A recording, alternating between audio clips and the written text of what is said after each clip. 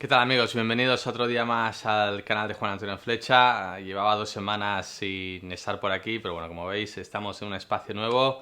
Semana un poquito liada en casa y además trabajando en el Tour de Francia, o sea, a tope, Tour de Francia, Montonera, podcast de Radio Volta, Tot Gira en Cataluña Radio también, siempre hablando de Tour, ¿no? Pero lo cierto es que no hemos hablado en este canal aún de lo que ha estado pasando en la carrera y ha sido muchísimo, ¿no? Quería hablar algo de Van Aert, pero se me han pasado los días y es que han ido pasando otras cosas, ¿no? Lo que hace que el Tour esté súper interesante, como habéis visto, con ese cambio de líder, sobre todo de Pogačar en Vingegaard, en fin. Un montón de cosas que he ido hablando en Eurosport, también en esos podcasts de Radio Volta y que, bueno, ahora aquí en el canal de Juan Antonio Flecha vamos a resumir, vamos a ver un poquito esos puntos más importantes ya estando en el Ecuador del Tour de Francia. Así que nada, poneros cómodos y vamos a hablar de ello.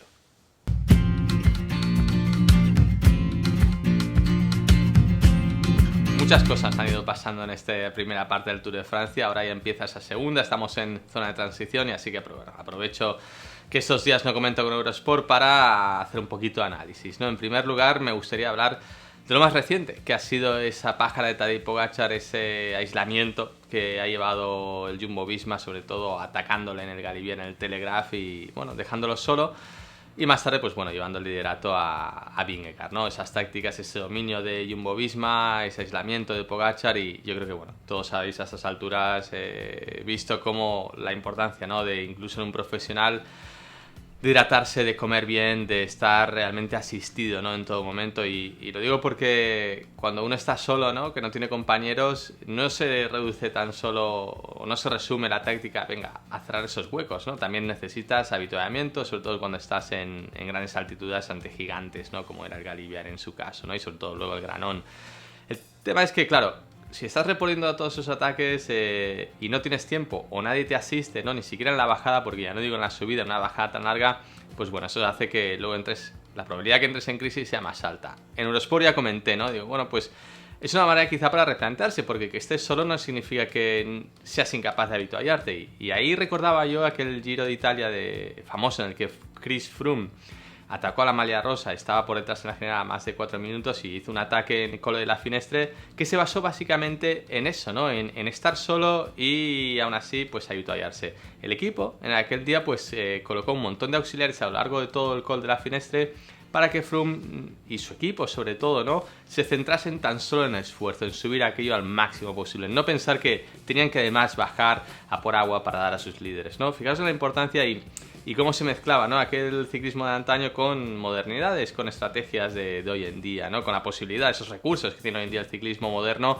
de tener un montón de auxiliares, de poder llevarlos al puerto de montaña, de darle habituamiento de a pie, ¿no? Y recurrieron a un montón de auxiliares, a un montón de gente para que a X tiempo, a X distancia, calculada previamente, pudiesen los corredores tener su habituamiento, su bidón de agua y demás. A todo paso es muy fácil decirlo.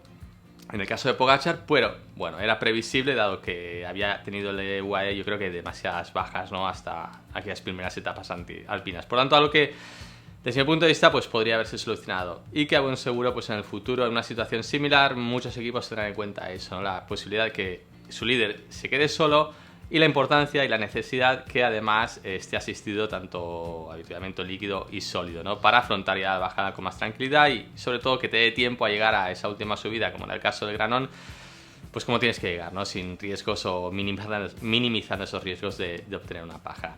Eso entendido, la importancia de todo lo que pasó, luego, pues bueno, hablamos también del dominio de Jumbo-Visma, de lo que puede pasar, ¿no? En lo que queda de Tour de Francia, están corriendo un poquito como ellos quieren, no están llevando la carrera, quizá a veces que ni dejan hacer, y lo digo porque, bueno, si bien la etapa de Alpe d'Huez llegó a la fuga, pero como que no le dejaban, ¿no? Estaban en la cima de la Croix de Fer con el pelotón tan solo a 4 minutos, era como, vale, te deja ir en fuga, pero si otro equipo entra y os cierra el hueco y la fuga no vale, a nosotros también nos va bien, ¿no? Es un poco ese dominio, ¿no? Y yo creo que quizá esa actitud a la larga, ¿no? Porque aún quedan muchos días para acabar este Tour de Francia. Quién sabe, quizá eso termine en su contra, ¿no? Y yo creo que ahí es cuando un líder tan sólido y tan superior como ellos tienen que repartir bien esa parte del pastel, ¿no? Son superiores, está clarísimo en la montaña. Pero ojo, que ese dominio y recordemos, y sobre todo no olvidemos que también han trabajado mucho en esa primera parte del Tour. quién sabe. En esa parte final quizá, pues bueno, se encuentren con alguna que otra sorpresa. Ya lo veremos, ¿no? En cuanto pase esta transición, volvemos a Pirineos, retomaremos este tema. Por último, quiero hablar de la excelencia de Wout van Aert, ¿no? El espectáculo que ha dado se cuestionaba mucho, ¿no? Sobre todo en la montaña ahí con Alix, con como si se debatía si corría libre o no, y bueno, se ha mostrado que no, que es un corredor de equipo precisamente, y la pregunta que todos se hacían sobre todo era, ¿será Wout van Aert capaz de llegar al final de Tour con las mismas fuerzas? Bueno, pues pensad que si a Tadej Pogačar esos alardes, no digo alardes, yo creo que con Pogačar ha sido más esa estrategia de ir ganando segundos en todo momento, esforzándote en cada día, le ha acabado pasando factura. ¿Por qué no le puede pasar lo mismo a alguien como Wout van Aert? Es superior, pero es cierto que en la alta montaña, a día de hoy o a fecha de hoy en el Tour, si lo comparamos con Tours pasados, está demostrando menos. Y quizá eso sea, una vez visto los Alpes, ya haya pasado, consecuencia un poquito de esos esfuerzos que hizo, sobre todo el día de Longwy, que no, bueno, para su goce y lucimiento propio, pero sin apenas beneficio para el equipo, ¿no? Pues esas exhibiciones sobre todo se van pagando, ¿no? Y sí es cierto que después de esa etapa él fue recuperando y está ahí y ha estado haciendo su labor de equipo de manera excelente, sobre todo el día de Galibier y Granon, estando en cabeza y sobre todo pues dejándose caer. Veremos, porque es humano, al igual que es Pogačar, ¿no? Y el día de, sobre todo, Croix de Fer, Alpe d'Huez, reventó en Alpe d'Huez de una manera exagerada, ¿no? Ya había hecho su trabajo, cierto es, pero yo creo que podemos ver más de Wout van Aert en la montaña. A eso me refiero, ¿no? Eso lo hemos visto muy bien, pero yo creo que se puede ver un Van Aert aún mucho mejor, ¿no? Pero dudo que acabe siendo en este Tour de Francia. Es a lo que voy, ¿no? Porque con lo que ha hecho ya, mucho me cuesta que lo acabamos viendo a ese escalador, a ese corredor que pasaba el Mont Ventoux en cabeza, que sobre todo pues se quedaban 2 o 3 jumbos y uno era Wout van Aert, ¿no? En las etapas altas de montaña. Yo creo que va a ocupar un puesto en ese orden, yo creo, de Jumbo-Visma quizá no está adelantado en la montaña. Uy, la botella, fijaros, estamos ya en ola de calor, cuando es el litro y medio de green tea de té verde de Arizona. En fin, la tenía así, ha reventado, se ha expandido, ha hecho un poquito de ruido. Bueno, hidratación aquí en casa en todos los días, en la carrera también. Lo que comentaba sobre Wout van Aert, ¿no? Veremos si el tiempo da la razón, ¿no? Pero ya os digo, y haciendo un poquito de ese análisis, dudo que veamos a ese Wout van Aert escalador también. Subirá muy bien, pero no tan bien quizá como lo vimos en otros tours o como él es capaz, porque yo creo que le estará pasando factura. Apenas ha podido descansar desde aquellos esfuerzos y ahora llevando el liderato ya vas tarde. Ya no es momento para descansar si tienes que defender el liderato de Vingegaard.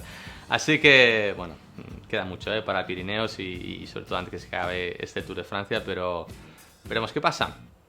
Eso es todo, ¿no? Por parte de un poco mi primer análisis, mis primeros comentarios de este Tour de Francia, con lo más destacado que desde mi punto ha pasado, con lo que hemos aprendido, ¿no? Y sobre todo con esas estrategias diferentes, ¿no? Y cómo se pueden solventar.